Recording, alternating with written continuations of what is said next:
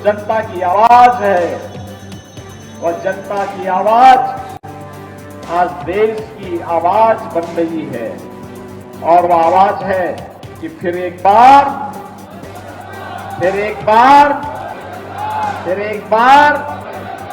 अब की बार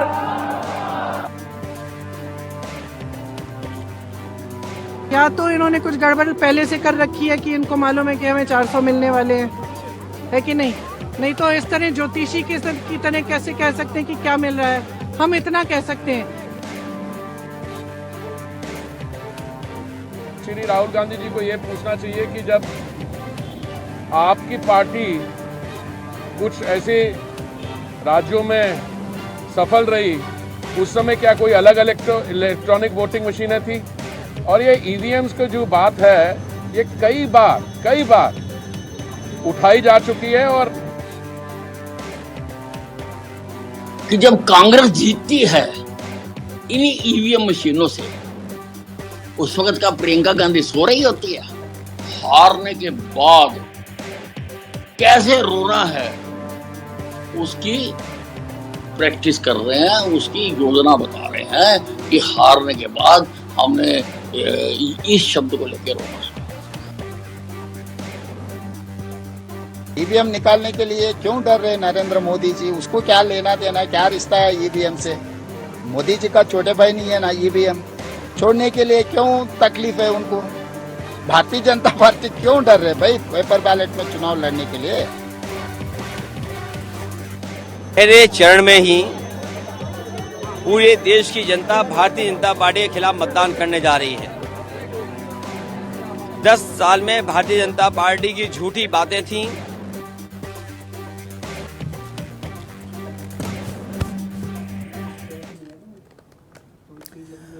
तो 102 सीटों पर 17 राज्यों और 4 केंद्र शासित राज्यों में चुनाव होंगे।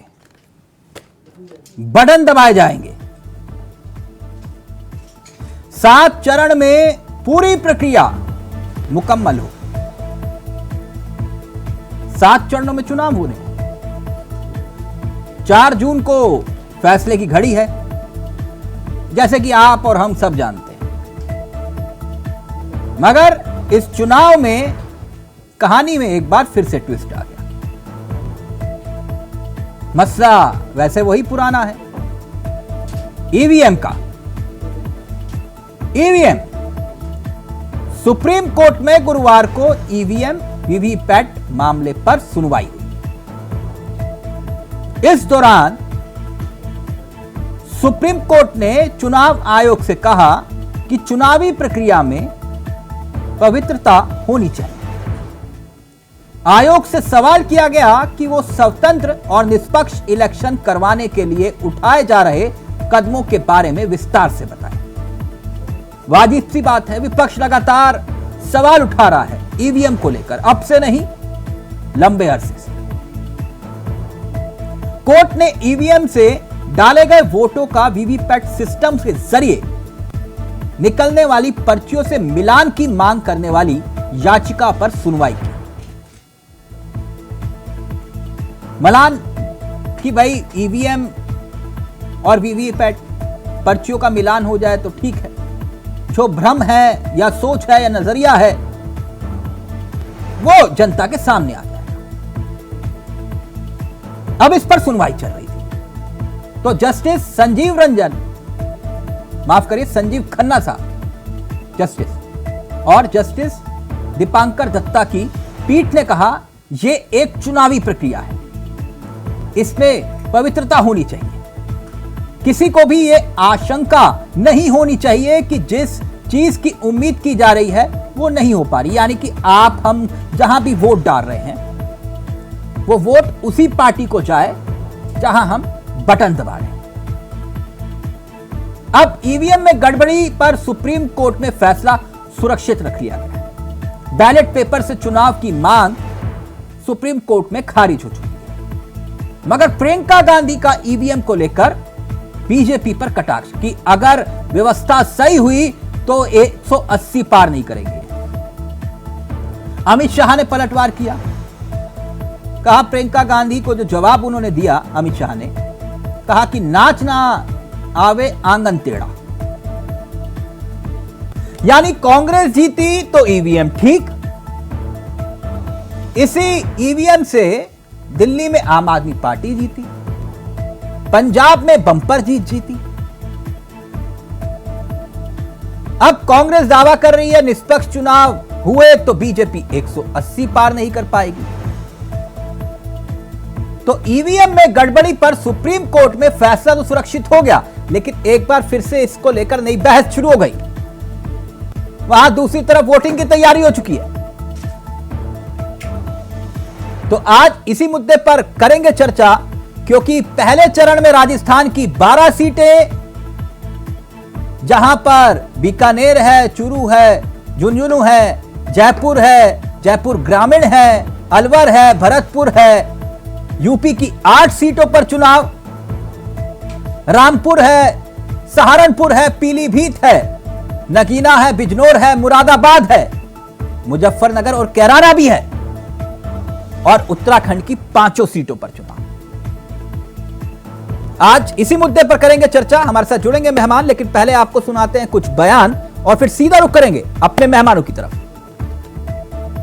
उन्होंने कुछ गड़बड़ पहले से कर रखी है कि इनको मालूम है कि हमें 400 मिलने वाले हैं, है कि नहीं? नहीं तो इस तरह ज्योतिषी की तरह कैसे कह सकते हैं कि क्या मिल रहा है। हम इतना कह सकते हैं कि अगर इस देश में आज के दिन ऐसा चुनाव हो जिसमें कोई गड़बड़ी नहीं हो, जिसमें ईवीएम में कोई गड़बड़ी नहीं है, तो मैं दावे के साथ कह सकती हूँ ये 180 से ज्यादा सीट नहीं ले सकती। श्री राहुल गांधी जी को यह पूछना चाहिए कि जब आपकी पार्टी कुछ ऐसे राज्यों में सफल रही, उस समय क्या कोई अलग इलेक्ट्रॉनिक वोटिंग मशीनें थी? और ये ईवीएम्स की जो बात है, ये कई बार उठाई जा चुकी है, और इलेक्शन कमीशन ने भी इसका मजाक उड़ाया है और बोला कि ये बिल्कुल बेबुनियाद है। कि जब कांग्रेस जीतती है इन्हीं ईवीएम मशीनों से, उस वक्त का प्रियंका गांधी सो रही होती है। हारने के बाद कैसे रोना है उसकी प्रैक्टिस कर रहे हैं, उसकी योजना बता रहे हैं कि हारने के बाद हमने इस शब्द को लेकर रोना है। ईवीएम निकालने के लिए क्यों डर रहे नरेंद्र मोदी जी? उसको क्या लेना देना, क्या रिश्ता है ईवीएम से? मोदी जी का छोटे भाई नहीं है ना ईवीएम? छोड़ने के लिए क्यों तकलीफ है उनको? भारतीय जनता पार्टी क्यों डर रहे भाई पेपर बैलेट में चुनाव लड़ने के लिए? पहले चरण में ही पूरे देश की जनता भारतीय जनता पार्टी के खिलाफ मतदान करने जा रही है। 10 साल में भारतीय जनता पार्टी की झूठी बातें थीं, वादे झूठे थे। 10 साल जनता ने झूठी बातें, वादे झूठे देखे, और इस बार जुमले से 10 साल बड़ी गारंटी आ गई। और जनता वही महसूस कर रही है कि जिस तरीके से कोरोना में ताली और थाली बजवाई थी, चुनाव से पहले गारंटी के नाम पे ये घंटी बजवाना चाहते हैं। जनता की आवाज है, और जनता की आवाज आज देश की आवाज बन रही है। और वो आवाज है कि फिर एक बार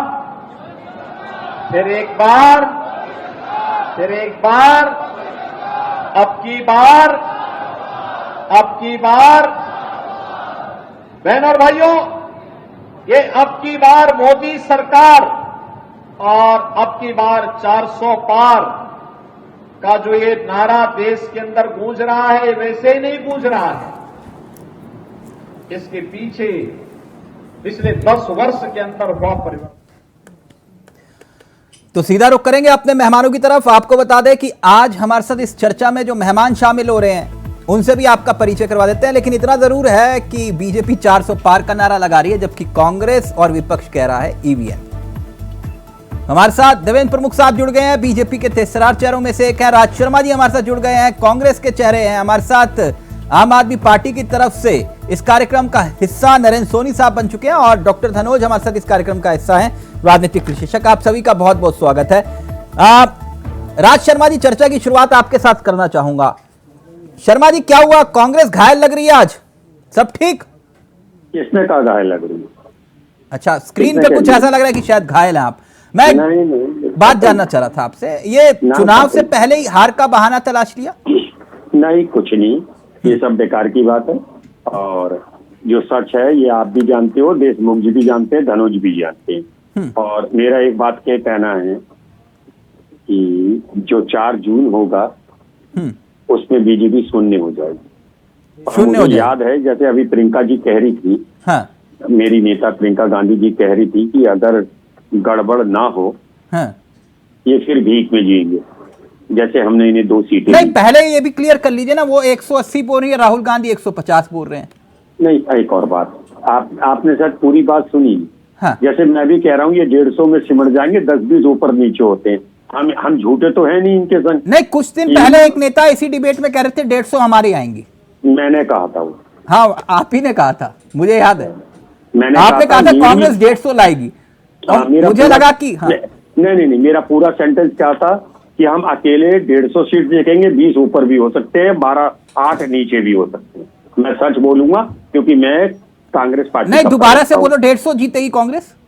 हम लोग कांग्रेस पार्टी, वैसे तो इंडिया गठबंधन है, हम 150 सीट ऊपर नीचे 2-4 हो सकते हैं, ऊपर 20-25 हो सकते हैं। मतलब 150 से भी नीचे लाओगे आप? नहीं, एक आध हो सकती है, कोई मैं भगवान नहीं हूँ, मैं झूठा कोई हूँ। हाँ। मैं कोई सैफरन मतलब इतना कम आत्मविश्वास, वहां 400 पार का वहां अति आत्मविश्वास, यहाँ कॉन्फिडेंस आपका इतना लो है, कह रहे हो कि 150 तो ले आएंगे, 150 ही लाएंगे। एक स्थिति थी कि चोर मचाए शोर, एक पिक्चर आई थी। हाँ। उसे देख के एक गांव का लड़का जा रहा था रात के 9 से 12 का 100, तो दरोगा जी ने गांव में पकड़ लिया। तो उसने कहा कहाँ से आ रहे हो? कहा सर दरोगा जी पिक्चर देखे। कहा कौन सी? कहा चुट्टा मचाए धुंध। तो भाई साहब ये बीचे भी बचा रही है धुंध, तो इसलिए इन पे कोई विश्वास ना करिए। और इन्होंने जनता अच्छा, ये ईवीएम वाला जो बहाना आपने तलाशा है, जब कर्नाटक जीतते हो तब ईवीएम ठीक हो जाती है, हिमाचल जीतते हो तब ठीक हो जाती है ईवीएम, तब सवाल नहीं उठाते, तब कहते हो लोकतंत्र जिंदा है। बस मेरी बात सुन लीजिएगा गौर से। हाँ। एक विधानसभा में लगभग 200 से ऊपर नीचे 10, 20, 30, 40 लगा लीजिए ईवीएम लगती है, और ये हर ईवीएम में 50 वोटों का हेर फेर करते हैं।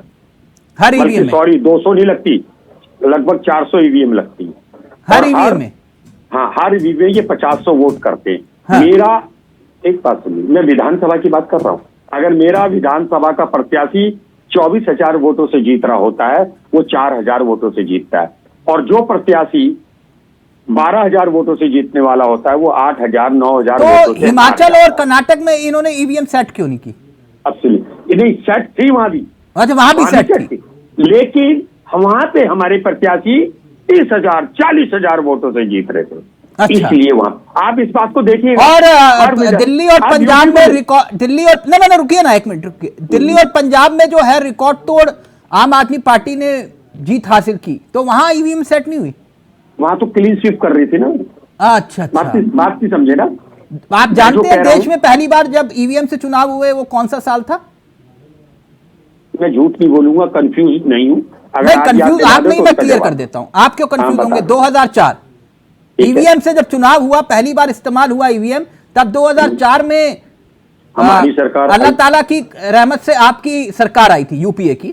ठीक है। और 2009 में ईवीएम से चुनाव हुआ तो आप ही की सरकार आई थी। ठीक है। तब आप बदल देते ना ईवीएम, किसने रोका था? पहले एक और मेरी बात सुनिए। मैं अपने घर से निकलता हूँ, हाँ। एक दरवाजे में एक बार टकराता हूँ, वो मेरी गलती नहीं है।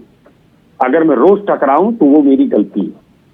जैसे जब तक आप जीत रहे थे तब ईवीएम बहुत अच्छी थी, आप हार रहे हैं तो आप ईवीएम है, ईवीएम मामला ये बताइए, मैं नहीं कह रहा हूं ना, मैंने इनका हिसाब बता दिया। ठीक है, ओके।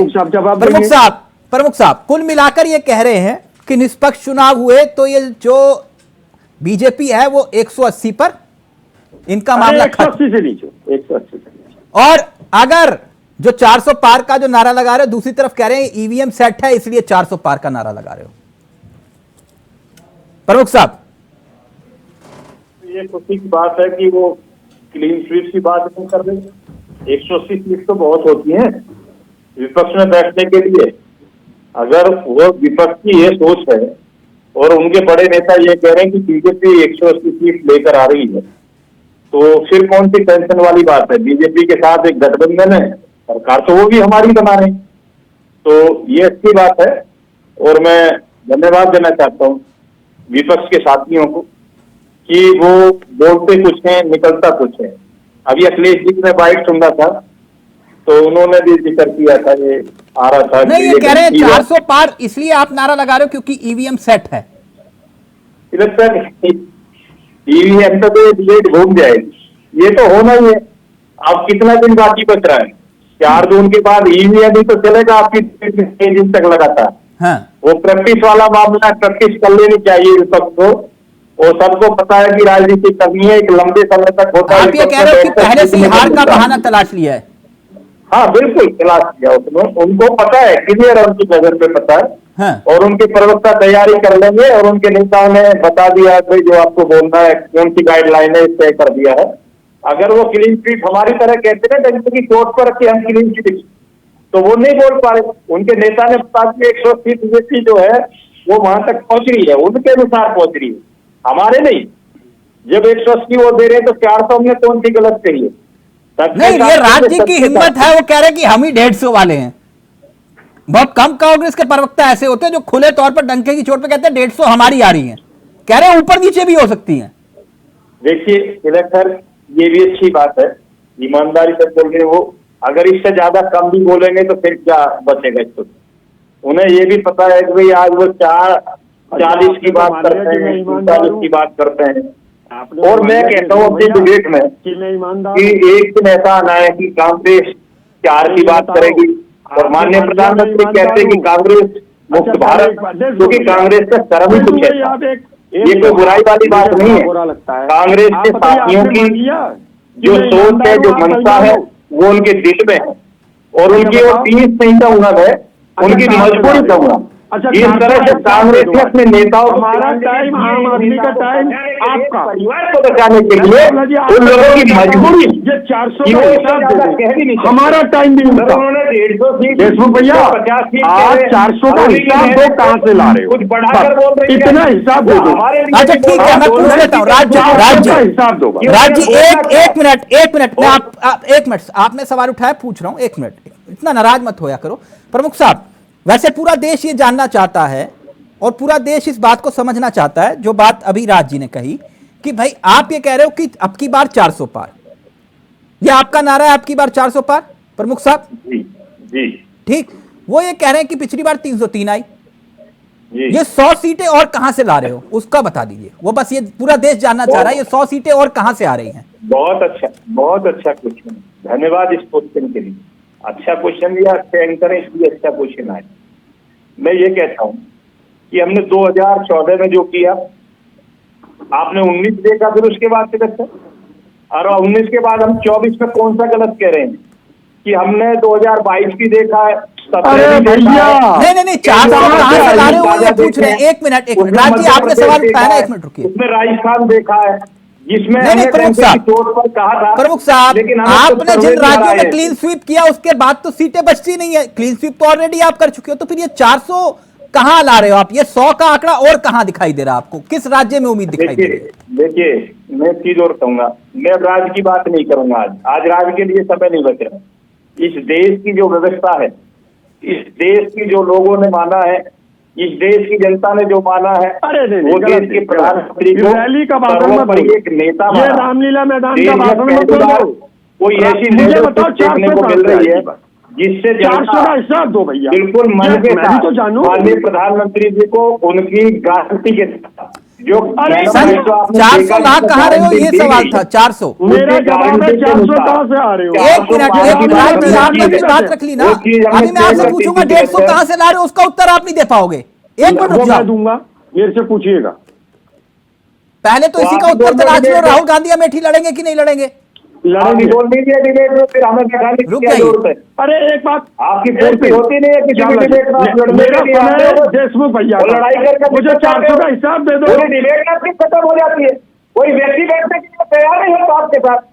शर्मा जी, हम आपका सम्मान करते हैं, लेकिन आपकी आदत याद है ना, किसी को बोलने नहीं देंगे भैया, सबका है। आपने शर्मा जी का मैं भैया कहता हूँ, मेरे और आप में अंतर देखे हैं। आप अपनी शर्मा जी बात कहते हो, मैं बात भैया कीजिए। कहता हूँ। अरे मुझे हम 400 का लोग हिसाब सुनना चाहिए, भैया, मुझे 400 का हिसाब चाहिए। एक मिनट राज्य प्रमुख जी अपनी बात रख रहे हैं ना, एक मिनट रुकिए ना, प्रमुख जी बात रख रहे हैं अपनी। 400 बताओ कहाँ से ला रहे हो, बस मैं एक लफ्ज नहीं बोलूंगा बस। अच्छा आप, अब मैं राज्य ये ऑडियो नीचे कर दूंगा, प्लीज आप बीच में मत बोलिए। प्रमुख साहब अपनी बात रख रहे हैं, उनको अपनी बात। प्रमुख साहब आप छोड़िए, नाराज मत होइए शर्मा जी से, आप बता दीजिए 400 कहां से ला रहे हो। तिलक सर, जब हम एक प्रदेश में 80 की बात की है, क्लीन स्वीप की बात की है, हाँ जैसे हमने मध्य प्रदेश देखा, आपने राजस्थान देखा, हमारा दोनों प्रदेशों के साथ साथ हमने जो चुनाव की जो आपको बात की थी, जहां हमारा आप जो है कुछ प्रदेश गैर हिंदी प्रदेश, जो गैर हिंदी भाषित प्रदेश है, जिनमें हिंदी का भी प्रचलन नहीं है, जैसे उनका आप उठाकर देखिए रिकॉर्ड, उन प्रदेशों में आज स्थिति क्या है। हमारे गठबंधन के साथ ही हमारे माननीय प्रधानमंत्री का देश तो जिस तरह से देख रहे हैं आप, ठीक, और उस डंके की चोट पर जो हमने घोषणा पत्र किया है, ठीक, वो घोषणा जो पत्र है हमारा, वो जो गारंटी वाला है माननीय नहीं प्रधानमंत्री जी आप का। नहीं, आपने नहीं एक-एक बताया चीज 400 किस राज्य में लेकर आ रहा हो आप। एक मिनट देखिए, सोनी साहब, एक- नरेंद्र सोनी हमने साहब, राज्य एक की बात मिनट, नहीं की, हमने देश की बात की। नहीं हम ठीक, देश एक मिनट क्या सोनी है? साहब, ये जो ईवीएम वाला मामला है, इस ये पूरा विपक्ष जो आपका इंडिया गठबंधन है, I.N. वाला, वो पूरा गठबंधन मानता है कि ईवीएम वाला मसला गड़बड़ है, या फिर आपकी राह अलग है, इनकी राह अलग है? नहीं, देखिए, आज अगर देश की ज्यादातर पार्टियां ये कह रही हैं हाँ कि आप वीवीपैट से मैचिंग करा लीजिए, हाँ तो इसमें भाजपा को कोई दिक्कत नहीं होनी चाहिए, तो उनके लिए भी अच्छा है, सारी पार्टियों के लिए अच्छा है। हाँ अगर वीवीपैट से मैचिंग हो जाती है तो उसमें कोई आपत्ति भाजपा को आखिर क्यों है? नहीं, आपको भी लगता है ये ईवीएम मामला गड़बड़ है? बता दें। नहीं, मैं ये नहीं कह रहा हूं, मैं तो ये कह रहा हूं मशीनरी है। अगर हाँ। सवाल खड़ा हो रहा है तो आज जनता को विश्वास मत में लेकर के, नहीं, क्योंकि इसी ईवीएम में तो आपको कई बार चुनाव जिताया दिल्ली में, पंजाब में भी आपको बम्पर जीत मिली इसी ईवीएम से। मैं तो कह ही नहीं रहा हूं सर, मैं कहाँ कह रहा हूं, मैं तो ये कह रहा हूं कि आज अगर सवाल खड़ा हो रहा है, चाहे कितनी भी पार्टियां, कितने भी लोग कर रहे हैं, हाँ तो चुनाव आयोग की ये जिम्मेदारी है कि वीवीपैट से मैचिंग करा दे। उसमें क्या दिक्कत है? क्या नहीं, तो वही तो मैं आपसे पूछ रहा हूँ, आपको भी शंका है कि ये मामला गड़बड़ है? शंका इसलिए, हाँ, शंका वाले सवाल पे बताता हूँ। हाँ। शंका इसलिए है चावला जी कि जहां चंडीगढ़ में 36 वोट में 20 वोट गठबंधन के पास हैं, 16 वोट खुले तौर पर जो है भाजपा के मुझे पास, मालूम था आप ये और लेकर आओगे। उसके बाद भी भाजपा वहां पे जिता लेती है चुनाव। हाँ बताइए जरा, पूरे देश ने देखा कि नहीं देखा? हाँ देखा। 36 वोट में वो घपला कर लेते हैं। हाँ। तो यहाँ तो कितने हजार, कितने करोड़ वोट गिने, 97 करोड़ वोट गिने जाने हैं। हाँ, तो शक की बात है ना। आपकी तो पार्टी का जन्म तो शायद 2013 में हो गया था। पार्टी का जन्म 2013 में हो गया। अच्छा, मैं लेकिन इसलिए कह रहा पूछ रहा हूँ, हूं, एक मिनट मैचिंग सोनी कराने में क्या साहब, दिक्कत है? एक मिनट रुकिए ना। 2017 में चुनाव आयोग ने चैलेंज किया खुले तौर पर, कहा राज शर्मा जी आप भी आइए, सोनी जी आप भी आइए, धनोज जी आप भी आइए, और प्रमुख साहब आप भी आइए, जाके हैक करके दिखा देते। देखिए, हमने तो दिल्ली की विधानसभा में भी हैक करके दिखाई थी सर, तो जाके वहां दिखा देते ना, वो डमीज वाला मसला नहीं था, लाइव हैक करके दिखाना था। देख लिया था सर, पूरे देश ने देखा था जब सर, दिल्ली की विधानसभा में तो हैक वहां करके दिखा दिखाया देते ना था। जब चैलेंज किया था लेकिन आज 2017 में। देखिए, आज हमारा मसला वो नहीं है कि ईवीएम का भाई कोई विरोध है। नहीं, आप विरोध भी कर रहे हो ना, मीठा मीठा गप गप कर हमारा मसला नहीं, हमारा मसला सीधा सीधा ये है कि वीवीपैट से मैच कराने में क्या दिक्कत? ना तो दिक्कत चुनाव आयोग को होनी चाहिए, डॉक्टर धनोज, और ना एक भाजपा को होनी चाहिए। मिनट, ना ये ईवीएम ऐसा मुद्दा है जो हर चुनाव में हारे तो बोले हो ईवीएम मामला देखो पहले से ही सेट था, जीत गए तो कहते लोकतंत्र जिंदा है। दिल्ली में बम्पर जीत मिली तब लोकतंत्र जिंदा था। चुनाव आयोग ने कहा कि चैलेंज है, आओ हैक करके दिखाओ, बोले हमने विधानसभा में दिखा दी थी, बात खत्म। तो ये क्या मतलब, एक भ्रम फैलाने की कोशिश हो रही है या फिर बात में कुछ वजन है? डॉक्टर धनोज, बहुत धन्यवाद। आप सभी को मेरा नमस्कार। आपको पता चलेगा भ्रम है कि क्या है मेरे ये 2 लाइन से। हाँ ये मेरे 2 लाइन को आप सुनेंगे ना आज, जी, तो आपको पता चलेगा कि वाकई भ्रम ही है। हाँ पूछो ना करिश्मा, उनके मुस्काने ललाट का। आपका ऐसा, आप जान गए कहा हम क्या बोल रहे हैं? हाँ। पूछो ना करिश्मा उनके मुस्काने ललाट का, सब कदरदान है उनके ख्यालात का, सब कदरदान है उनके ख्यालात का। वो जो एक कहावत है, ये लोग इस चीज को देखते नहीं। मैं तो कहता ये लोग बूथ के बाहर इसके एजेंट होते हैं ना, उन्हीं से पूछ लेते भैया गिन लो, जो ओपिनियन पोल करते हैं वही पता चल जाएगा। ये जो भीड़ देख रहे, भीड़ से गिनती नहीं कर लेते क्या?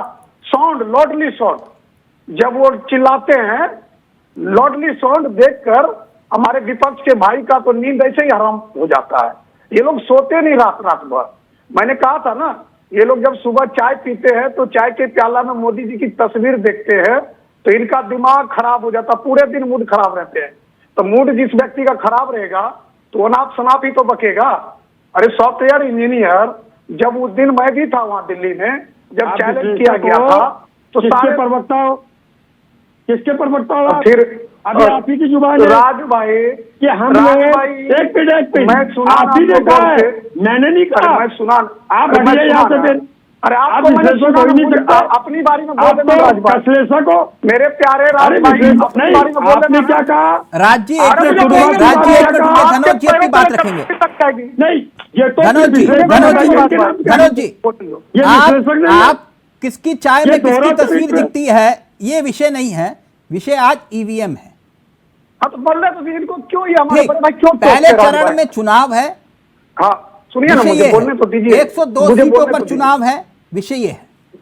बिल्कुल वही विषय पे मैं आ रहा हूँ। मैं तो इनको बहुत समझदार व्यक्ति ये हो, धैर्य क्यों आप खो दोहरा देते हैं? चरित्र क्यों रखते अरे हो? बाद में गाली दे लेना ना, मुझे पहले सुन तो लो। आप विपक्ष क्यों कहते हो? अरे पहले सुन तो लो राज भाई, विपक्ष आप भूल गए, मुझे बोलने तो सुना, आपके पहले जमीन खिसक के बैठा। आप मुझे क्या क्या बोलोगे समझ में नहीं आता, आप तो मुझे शराब देने लगोगे अभी। पहले सुन तो लो।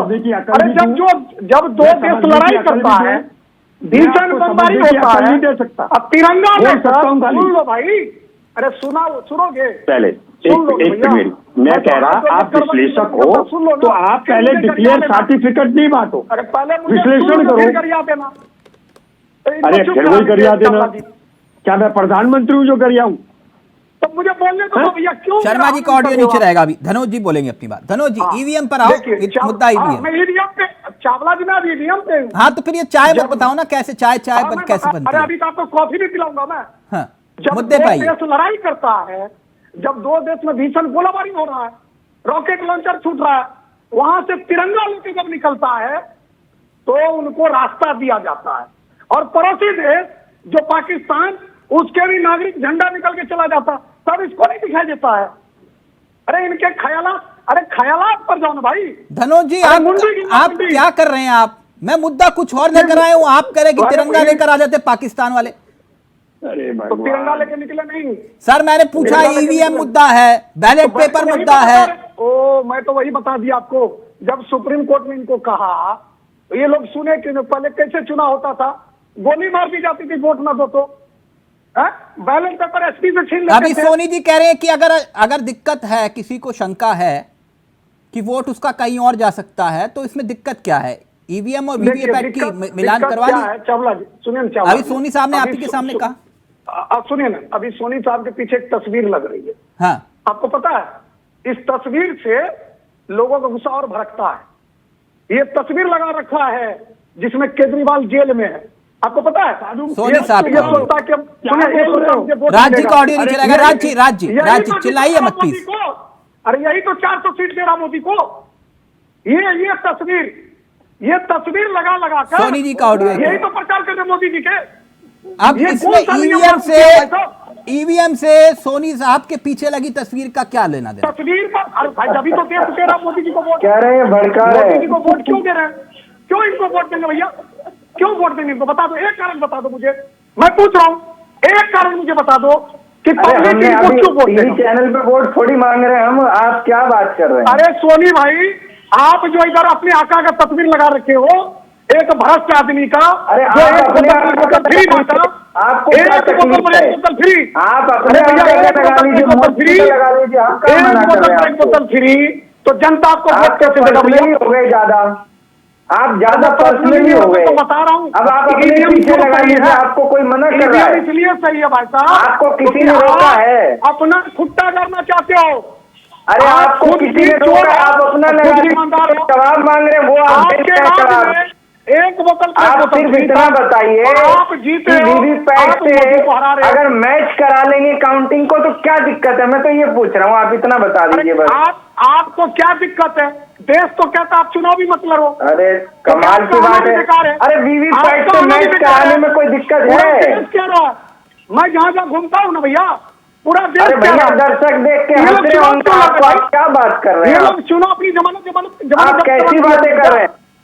अभी चावला जी पूछ रहे थे इनसे प्रमुख साहब से 400 आप किस तरह की बातें कर रहे हैं? गलत बात है। आपसे जो सवाल पूछा जा रहा है वो जवाब दे नहीं रहे हैं आप। अरे उल्टी सीधी बातें कर रहे हैं।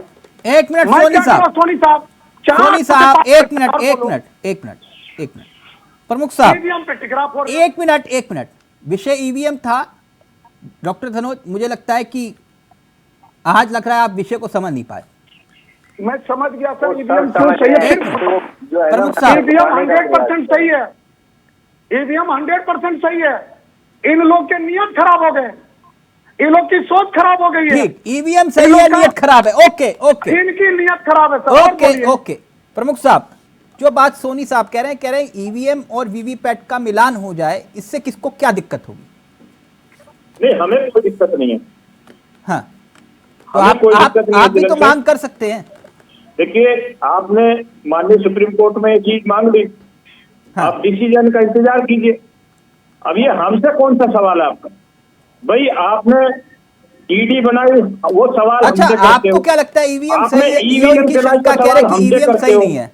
ये आपका काम है, और हम तो लोकतांत्रिक जो प्रक्रिया है संवैधानिक, उसको संविधान के अनुसार देश चलाने का काम है, उसे चला रहे हैं। आप ही की तो बनाई सब चीज इस देश में। भाई ईडी भी, सीबीआई भी, और आपकी जो है चुनाव आयोग भी, जितनी संस्था संवैधानिक संस्था है, सब आप लोगों ने निर्मित की ना। आपके हिस्सेदारी मतलब कांग्रेस आप और आई डॉट कर जितनी इंडिया आगे तक जोड़ लो, पाकिस्तान तक, सब आप ही तो थे। इसमें हम पे कौन सा क्वेश्चन बनता भैया आपका?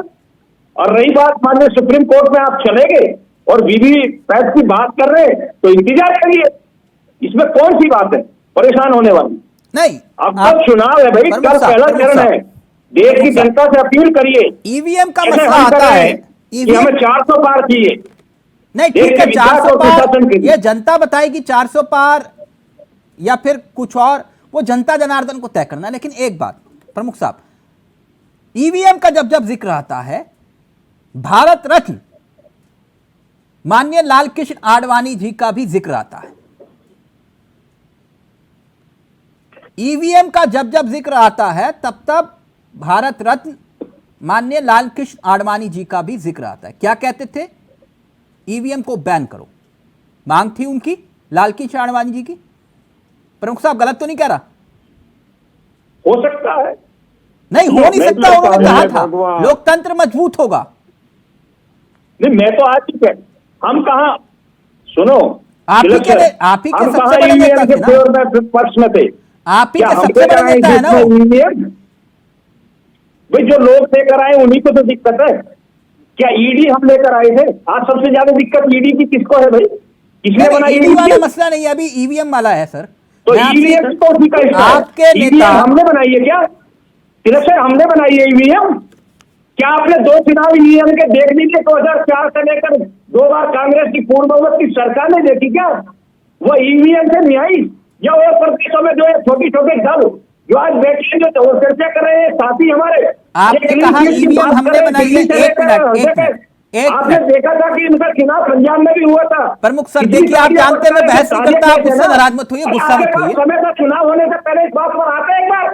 अरे माननीय सुप्रीम कोर्ट का दरवाजे खटखटाते, और सुप्रीम चुनाव की डेट पहले घोषणा होने से पहले ये 5,000 तक के साथ झूठ मत बोलो, जनता से ऐसे न मांगते। और प्रमुख साहब, आपने कहा ईवीएम हम बनाते हैं। एक मिनट प्रमुख साहब, आपने कहा ईवीएम हम बनाते हैं क्या? आप मुझसे नाराज हो गए, मैंने सिर्फ सवाल पूछा था आपसे। आपने कहा ईवीएम, यही विपक्ष कह रहा है।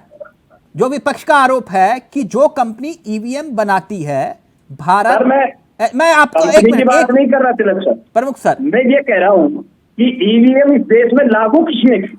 सर मैं आपसे वही तो कह रहा हूं कि ईवीएम पर सवाल उठाने वाले आप ही के नेता थे, मैं वही कह बकायदा रहा हूं, किताबें देखिए- रिलीज हुई ना, देखिए- और नितिन गडकरी जी ने उसको जो जनता के सामने रखा, आपके सांसद ने किताब लिखी ईवीएम को लेकर, मैं गलत तो नहीं कह रहा ना? नहीं, ये सब मैं तो कह रहा हूँ भाई, हमारा अगर कोई सांसद या माननीय हमारे साथ ही धनोज जी बैठे हैं या और पैनल में किसी को व्यक्तिगत बात हो सकती है, भाई मेरा विशेषाधिकार है, मैं विवेक से हिस्सा न घटकर आपने कहा ईवीएम हमने बनाई, एक मिनट नहीं प्लीज, पार्टी का बयान नहीं है एक हमारी। मिनट प्रमुख साहब, आप कह रहे हो पार्टी का बयान नहीं है, मुझे लगा कि आपके जो सबसे बड़े नेता बयान दे रहे हैं वो पार्टी का ही बयान होगा। खैर, आप कह रहे हो कि लाल कृष्ण आडवाणी जी का बयान व्यक्तिगत बयान था, तो मैं आपकी बात मान लेता हूं, लेकिन एक बात, जो कंपनी जिसको लेकर जो विपक्ष आरोप लगा रहा है, विपक्ष का कहना यह है कि आपने कहा कि जैसे कि क्या हम बना रहे हैं ईवीएम, जो कंपनी ईवीएम बनाती है भारत इलेक्ट्रॉनिक और इलेक्ट्रॉनिक कॉरपोरेशन ऑफ इंडिया, उनके 4 निर्देशक यानी कि 4 डायरेक्टर बीजेपी से ताल्लुक रखते हैं, क्या पारदर्शिता की उम्मीद की जा सकती है? देखिए तिलक सर, आपने ये क्वेश्चन बड़ा गहन है, अगर कोई ऐसी चीज आपको लगती है तो आप उस पर सवाल भी उठा सकते हैं, अपनी बात भी कर सकते हैं। इस देश में कई संवैधानिक ऐसी संस्थाएं हैं और सबसे बड़ी चीज है नहीं, आप तो अभी कह रहे थे ना कि क्या हम बनाते हैं ईवीएम, तो वही तो सवाल विपक्ष कह रहा है कि 4 डायरेक्टर उसके जो हैं वो बीजेपी से ताल्लुक रखते हैं।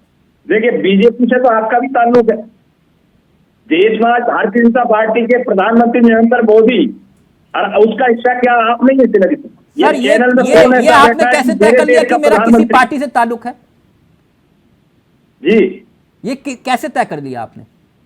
मैंने नहीं कहा कि आप कह रहे हो कि मेरा बीजेपी से ताल्लुक है, ये कैसे तय कर लिया आपने? मैंने ये कहा कि इस देश के प्रधानमंत्री नरेंद्र मोदी है, तो आपके भी प्रधानमंत्री है, मेरे भी है, धनोज जी के भी है, बिल्कुल है, मेरे देश के प्रधानमंत्री है। क्वेश्चन गलत किया, मेरे को कोई कहने में हिचक थोड़ी ना है, राज्य की तरह मेरे देश के प्रधानमंत्री हैं, वो जो है मेरे भी प्रधानमंत्री, स्वीकार करना चाहिए, मेरा ताल्लुक नहीं है, लेकिन ये ना आप सवाल घुमा गए, प्रमुख साहब। नहीं, घुमाता नहीं हूं मैं तिलक सर, मैं ही ऐसा आपको प्रवक्ता मिलता हूँ कि घूमे हुए सवाल को भी लेकर अखाड़े में आता हूँ, अगर कोई पहलवान अखाड़े से भागता है तो पहलवान से सीट पर लेकर आता हूँ कि वो दौड़ने पर जाकर अपनी कुश्ती की वीडियो न करे, बताओ बीच में लड़ी जाए, सबके साथ लड़ी जाए और पूरा मोड़ लिया जाए, इसलिए न्याय वही होता है। यूपी में मुझे कोई दिक्कत नहीं है, एमपी में मुझे हरा सकते हैं, किसी पॉइंट पर दे सकते हैं,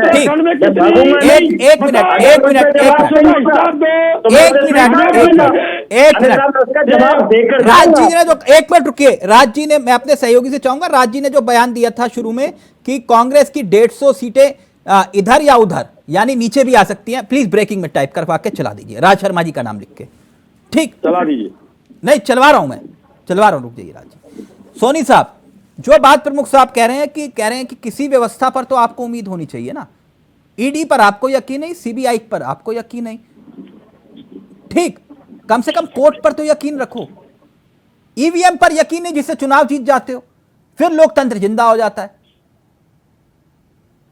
कह रहे कोर्ट पर तो यकीन रखो, जवाब दीजिए।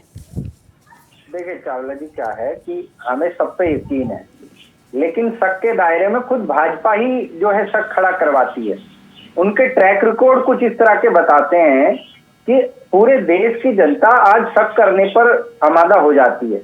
ऐसा हो क्यों रहा है?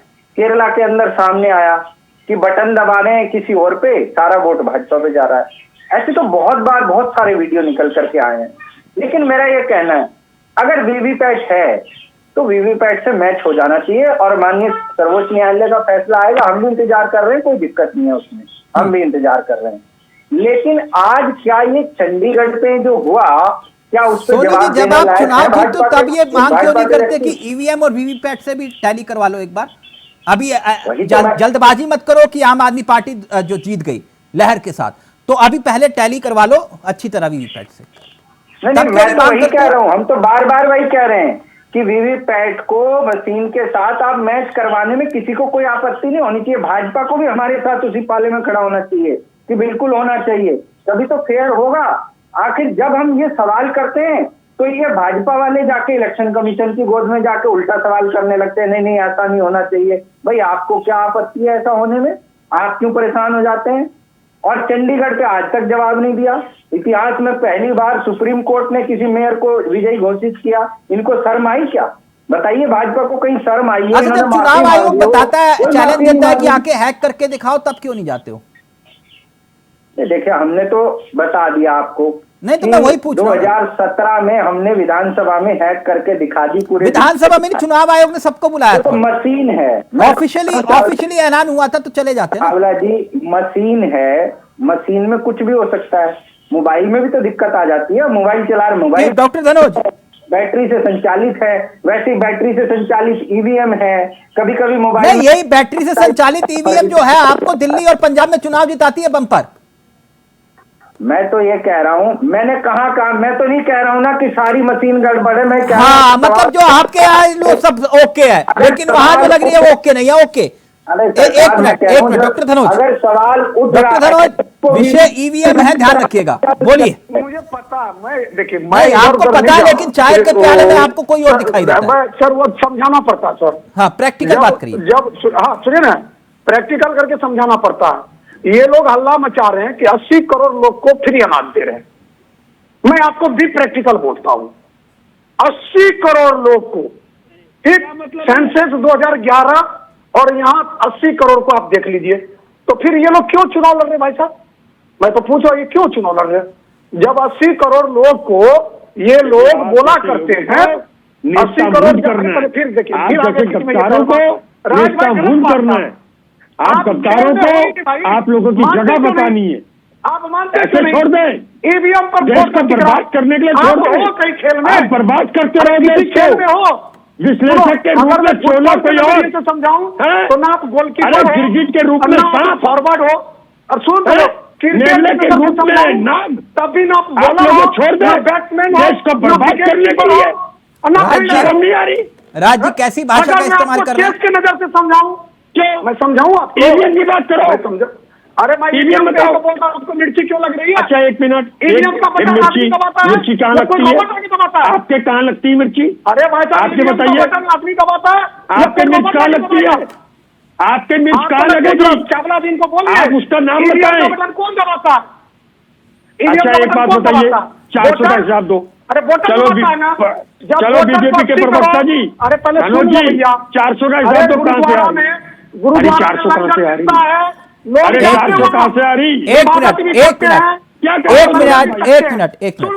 मिनट प्लीज, एक मिनट रुकिए। राज जी वो आपके बीच में बोल रहे थे, एक मिनट रुकिए। आप कह रहे हो 400 का हिसाब दो, एक मिनट रुको। आप अमेठी का हिसाब दे दो सर। राहुल गांधी लड़ेंगे? जीत रहे नहीं, जीत नहीं, राहुल गांधी लड़ेंगे? लड़ेंगे। और अगर राहुल गांधी नहीं लड़ेंगे, आप राजनीति से संन्यास लेंगे? नहीं, आपको किसने फोन करके कह दिया नहीं लड़ेंगे? मैं आपसे पूछ रहा हूँ, लड़ेंगे ना? आपको किसने फोन करके कहा? ये तो वही आपको किसने फोन करके कहा कि राहुल गांधी लड़ेंगे? मैं पार्टी का प्रवक्ता हूँ। हाँ, तो ऑफिशियली बोलो कि अगर राहुल गांधी नहीं लड़ेंगे मैं राजनीति से संन्यास लूंगा। बोलिए काली या सफेद, ना बोलिए ना, या प्लेन। आप नहीं बोलेंगे? क्या चीज बोलो? अगर राहुल गांधी चुनाव नहीं लड़ेंगे अमेठी से, तो राज शर्मा राजनीति से संन्यास लेंगे? नहीं, आपसे किसने कहा नहीं लड़ेंगे? बस ठीक है ना। आप एक मिनट, आप धनोज जी बोलेंगे, मतलब चित भी मेरी और पट भी मेरी। 400 का हिसाब दो, लेकिन अमेठी का जवाब मत दो। अमेठी से मैं बहुत ही राज जी रुक जाइए प्लीज, इस तरह से नहीं। एक सेकंड, धनोज जी अपनी बात रखिए। ईवीएम विषय 30 सेकंड भी कम से कम बढ़िया से बोल लेने दीजिए ना। ईवीएम विषय, ईवीएम, हाँ, इंडिया वॉइस को देश देखता है, मुझे भी देखता। अगर मैं बुरा बोलता तो मुझे भी लोग बोलते हैं भाई क्यों बुरा बोलते हो। 80 करोड़ लोग को अनाज मिलता है, वो लोग वोटर। अरे फिर बोलना शुरू कर दे राज भाई, इन्हीं आदतों से आपको वोट नहीं देते कांग्रेस पार्टी को कोई। आप थोड़ा शांत रहो, थोड़ा शांत रहो, जैसे मैं शांत रहता हूँ। अरे बोलते टन अग्रेसर हो ना, मैं देखो शांत हो जाता हूँ। आप बोलो, आप चलाओ तलवार, कितनी तलवार चलानी जुबान की। सुन लो भैया मेरे प्यारे भाई, राज जी जनता देख रही है इस तरह से। कांग्रेस आप सबसे पुरानी पार्टी के प्रवक्ता हैं, ऐसे अच्छा नहीं लगता है ना? नहीं, राजनीतिक जनता को तय करने दीजिए ना। नहीं, ये विश्लेषक आप किसी के बीच में मत बोलिए प्लीज। एक मिनट सर, देखिए सोनी साहब से कुछ सीखिए, है ना? वो बोल रहे हैं किसी के बीच में, अपने तर्कों से अपनी बात को रख रहे हैं। मैं इनकी रैली में नहीं आया हूँ कि धनोज जी कहे कि मैं सर आपकी रैली में भी कोई नहीं आया है। मैं 300 रुपए में नहीं आया हूँ। हाँ, और अरे 1 जून को मिलोगे ना। डॉक्टर धनोज अपनी बात रखेंगे, अभी राज जी का ऑडियो नहीं चलेगा। डॉक्टर धनोज, ईवीएम विषय, ईवीएम पर। हाँ, मैं ईवीएम का ही बोल रहा हूँ। हाँ, 80 करोड़ लोगों को फ्री अनाज दिया जा रहा है। सारे जोखिम उठाकर केंद्र के सरकार के मुखिया नरेंद्र मोदी ने कहा है कि मैं 80 करोड़ लोगों को अनाज दूंगा। वो वोटर है और आपको भी पता है कि अनाज कोई भी कहीं काम करके आए, चूल्हा जलनी चाहिए। 80 करोड़ लोगों का चूल्हा जो जला रहा है, मैं लोगों से जाके मिलता तो वो कहते हैं कि मेरा चूल्हा मोदी जी जला रहे हैं, मोदी जी को वोट देंगे। तो आपत्ति इसको क्यों होता है? ईवीएम में वोट वही तो डालेंगे। और दूसरी बात मैं अपने गांव का उदाहरण दे रहा हूं। 409 आदमी का मिट्टी का घर था, नरेंद्र मोदी जी ने उसको पक्का घर दिया बिना करप्शन के, बिना करप्शन। इससे ईवीएम का क्या लेना देना? सुन, वो लोग ईवीएम में ही तो वोट डालेंगे ना जाके, तो वही वोट तो निकलेगा सर जी। क्या लॉजिक दे रहे हो डॉक्टर धनोज? अरे मैं फिर कमाल बात करते हो। नहीं, नरेंद्र सोनी साहब, नरेंद्र सोनी, नहीं ऐसे नहीं प्लीज। गलत बात। विषय ईवीएम है, वहां बना दिए शौचालय और वहां बना दिए पक्के मकान। नहीं, ये विषय नहीं। प्लीज एक मिनट, एक मिनट डॉक्टर धनोज, ईवीएम के विषय, एक मिनट। नरेंद्र सोनी, ईवीएम सही है, ये लोग गलत हैं। सोनी ये जी, लोग का जमीन खिसक गया है। ये सोनी लोग जी, हमला करके देश कुल पर- मिलाकर जो बात है कि भाई आप हार से पहले, एक मिनट, नतीजों से पहले हार मान चुके हैं, इसलिए हार का बहाना तलाश रहे हैं। अब धनोज जी का ऑडियो नीचे रहेगा, सोनी साहब का ऑडियो रहेगा। फिर फाइनल कमेंट प्रमुख साहब आपसे। मैं चुप हो जाता हूँ। सोनी साहब का ऑडियो। देखिए, हमने ये कहा था कि 400 पार का नारा जो दिया जा रहा है, उसके 2 कारण हो सकते हैं। पहला कारण तो ये कि भारतीय जनता पार्टी बुरे तरीके से हारने जा रही है और वो दिखावा कर रहे हैं ताकि जनता में एक भ्रम पैदा कर सके कि हम लोग जीतने जा रहे हैं, हम लोगों को वोट कीजिए। पहला तो ये है। दूसरा ये है कि जिस प्रकार से इन्होंने चंडीगढ़ के अंदर एक अनिल मच्छी बिठा रखा था सेटिंग करके, उस तरीके से हो सकता है इन्होंने कोई सेटिंग यहाँ भी बिठा रखी हो, इसलिए इतने कॉन्फिडेंस में हो। दूसरा कारण ये हो सकता है। लेकिन जहां तक अगर ये फेयर चुनाव होता है, तीसरा कारण एक ये भी हो सकता है कि उन्हें अपने विकास पर उम्मीद हो, काम किया उस पर उम्मीद है। अब ये थोड़ी ना कि धनुष जी जो बोल देंगे वो विकास हो जाएगा कि 80 करोड़ को राशन दे रहे हैं और दूसरी तरफ कह रहे हैं कि 5 ट्रिलियन की हमने इकोनॉमी बना दी। तो भाई 80 करोड़ को राशन दे रहे हैं, 5 ट्रिलियन की आपने इकोनॉमी बना दी, दोनों मैच ही नहीं करता। इसका मतलब आपने सारा पैसा जो है। प्रमुख साहब, ये वही बात आ रही है कि इतना कॉन्फिडेंस लाते कहां से हो? ये 400 वाला कॉन्फिडेंस लाते कहां से हो? वो ईवीएम कह रहे हैं कि सेट है, इसलिए ये कॉन्फिडेंस। छोटी छोटी चीज क्लियर करता हूँ। देखिए, हमने इस देश को जिसमें गिनती के एम्स हुआ करते थे, आज हमने उनको रनिंग में इस तरह से किया है कि कोई प्रदेश बिगर एम्स के नहीं बचने वाला, और बड़ी संख्या में हमने बना दिए। हमने 300 से ज्यादा मेडिकल नए कॉलेज जो निर्मित कर दी, जो देश की नींव होती है। हमने जो बात कही है ना इकोनॉमी की, हम 5वें नंबर की इकोनॉमी है, दुनिया मानती है, सारा सर्वे आप दिखा दिए। हमने वो जीडीपी देश को दी है जो आज तक जब से विकसित हुआ अब तक नहीं आई। सोनी जी का ऑडियो। हमने देश को सुशासन और सीमाओं को सुरक्षा दी है। क्या जानना चाह रहे हैं सोनी जी? 415 की बात करते हैं, 405 की बात, 405 की बात करते हैं और 500 के नजदीक जाने की बुराई और 80 करोड़ अपने आप को कह रही है कि 150 या तो आप या 150 खत्म, तो जीरो भी तो है। जब 150 आप माइनस में चले गए तो जीरो बटी ना, तो सीट किसकी हुई? हम तो 500 पार जा रहे हैं, तुम्हारे हाथ से जा रहे हैं, तुम्हारे गणित से।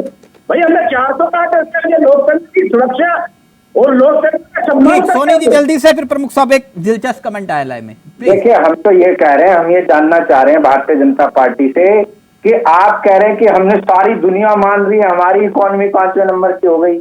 तो भैया ये बता दीजिए कि इसमें देश के एक एक व्यक्ति का क्या योगदान है, प्रति व्यक्ति आय में कितनी बढ़ोतरी कर दी आपने, ये आप बताते नहीं है। क्योंकि सारी बढ़ोतरी तो अंबानी और अडानी की हो गई, तो प्रति व्यक्ति आय कहाँ से? वही पुरानी बातें लेकर बैठ गए आप। नहीं, बात नहीं है, ये 2019, ये तो मुख्य बात है इस समय। 2022, 2017 आप मुझे बताए। अच्छा चावला जी, एक सवाल ले लीजिए। 2014 में प्रधानमंत्री जी ने नारा दिया था कि कल वोट डालने जाओ तो सिलेंडर को प्रणाम करके जाना, सिलेंडर को देखते हुए जाना। आज भाजपा के लोग कहते हैं कि सिलेंडर को देख के जाना, क्यों नहीं कहते? बोल प्रधानमंत्री सिलेंडर चला रहे हैं। एक बार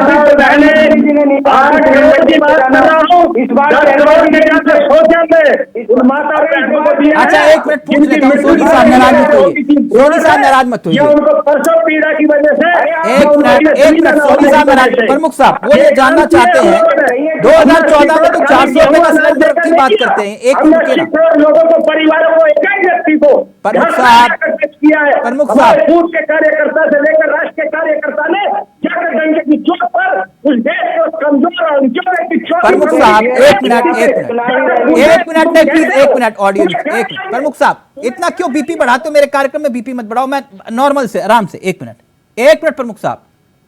प्रमुख साहब का ऑडियो रहेगा, एक मिनट।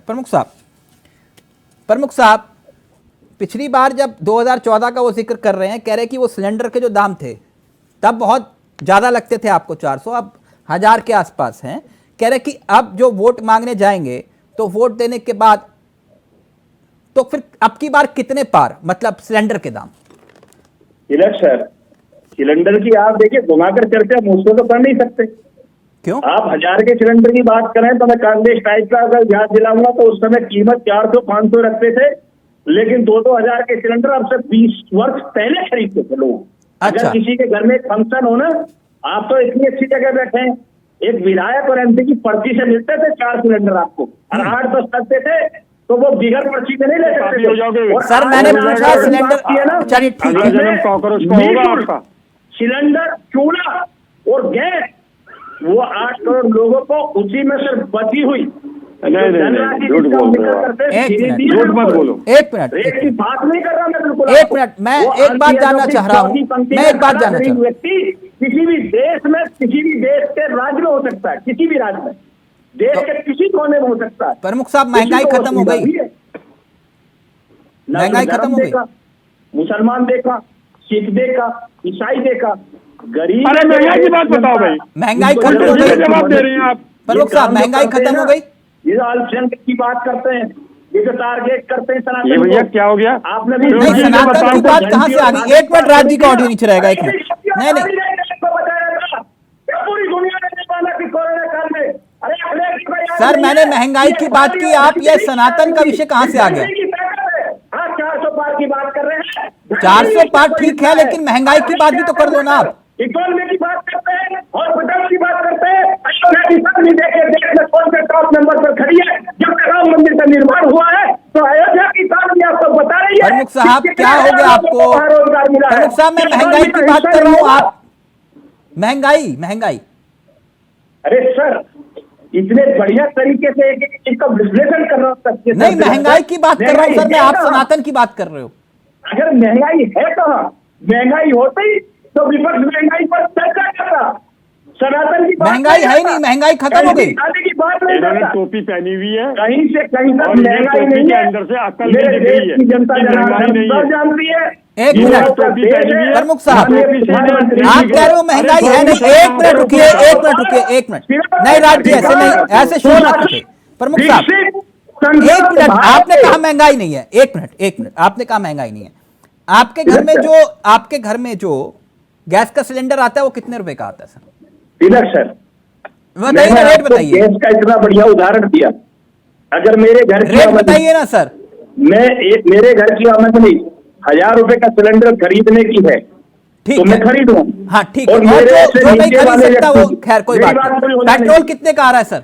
मैं ये कहता हूँ पेट्रोल का दाम बताइए ना सर, आप कह रहे हो महंगाई है नहीं तो पेट्रोल का दाम बता दीजिए। जिसकी व्यक्ति की आय कम है, प्रति व्यक्ति आय, प्रमुख साहर पेट्रोल का दाम क्या है? उसको फ्री सिलेंडर है। पेट्रोल का दाम क्या है सर? डीजल का दाम क्या है? सीएनजी का दाम क्या है? इस पेट्रोल का दाम वो है जो 2009 में था, जो 2008 में था, जो 2014 से पहले था, वो भी आज ही है, वो भी आज 15 साल बाद आज भी वही है। बताइए मुझे क्या महंगाई है? करो, हार्ट अटैक हो गया सर, बताइए ना। आटे का दाम नहीं बढ़ा, आप ये कह रहे हो? कर रहे हैं आप बैठ के चैनल पे। क्या बोलते हैं? आप कह रहे हो महंगाई है ही नहीं। पेट्रोल की, अरे तुमने प्याज पर सरकार गिरा दी, तुमने आलू पर सरकार गिरा दी, तुमने मिर्च पर सरकार गिरा दी, सब्जियों पर तुम्हारी सरकार गिरा दी। थोड़ा शांत हो जाओ। प्रमुख साहब आराम से पानी पीजिए, आराम से। एक मिनट क्यों इतना गुस्सा हो रहे हो? मैंने महंगाई की बात की, आप इतना गुस्सा हो गए। नहीं, महंगाई की बात की, आप गुस्सा हो गए। आप मेरी बात को आप ही तो कहते थे बहुत हुई पेट्रोल डीजल की बार, अब की बार मोदी सरकार। आप कह रहे हो 100 रुपये सस्ता है पेट्रोल। आप ही कहते थे बहुत हुई गैस सिलेंडर के दामों की, आप कह रहे हो 1000 रुपये सस्ता है। अगले 5 वर्षों में तिलक सर आप जो है पेट्रोल और डीजल भूल जाएंगे। इस देश का जो काम करने का तरीका एक एथनॉल बनकर आ रहा है पेट्रोल डीजल की जगह। पेट्रोल जो मेरे किसानों की मजबूत हम तीनों फंस जाएंगे, इन्हें कुछ हो गया। भैया गुस्सा साथ करो। और एनर्जी के तौर पर दुनिया भर के चलिए, अरे चलिए, पूरी दुनिया आपको कुछ हो गया, हम लोग फंस जाएंगे 120 में। नहीं, राज जी कुल मिलाकर किसी व्यवस्था पर तो आपको यकीन करना चाहिए। भाई मैं 2 में नहीं कर सकता ना, मैं प्रमुख साहब में कर सकता हूँ 5% धनों जी में कर सकता। व्यवस्था पर यकीन करिए सर, मैं सुप्रीम कोर्ट की बात कर रहा हूं। अच्छा नहीं, आप हर वक्त उस मूड में रहते हैं जहां पर कांग्रेस को नुकसान पहुंचता है। नहीं, मैं ये कह रहा हूं कि ये इतना झूठ कह रहे हैं, इनको सिलेंडर ले रहे हैं, महंगा खरीद रहे, लेकिन ये शतुर्मुर्ग बन रहे हैं। राज जी, ये आपका विवेक, जो आप कह रहे हो कि हम 150 ही ला रहे हैं। अब सुनिए, राहुल जी सुन लेंगे तो क्या होगा। लेकिन मेरा एक निवेदन है आपसे, क्या? कि धनोज जी जब भी बैठेंगे इनके आगे बीजेपी का प्रवक्ता लिखा जाएगा। बस आपसे पूछ के लिखेंगे हम। हाँ, नहीं लिखना पड़ेगा, मैं देश का नागरिक हूँ। ठीक, हाँ, मैं आपके चैनल को देखता हूँ। Thank you so much Raj ji. लेकिन राज जी ने कहा कि कांग्रेस 150 लाएगी, कांग्रेस के नेता कह रहे हैं कांग्रेस 150 लाएगी। नहीं, 170 भी हो सकती है, मैंने क्या कहा? ठीक है, thank you sir, thank you so much, बहुत बहुत शुक्रिया। तो अब यहां से लड़ाई उस मोड़ पर आ गई है जहां पर पहला चरण कुछ ही घंटों के बाद होने वाला है, यानी रण भीषण। नमस्कार, जय हिंद, जय भारत।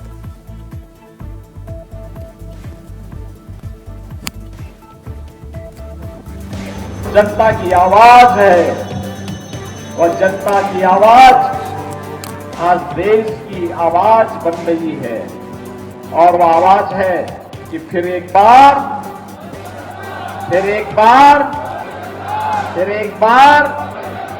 अब की बार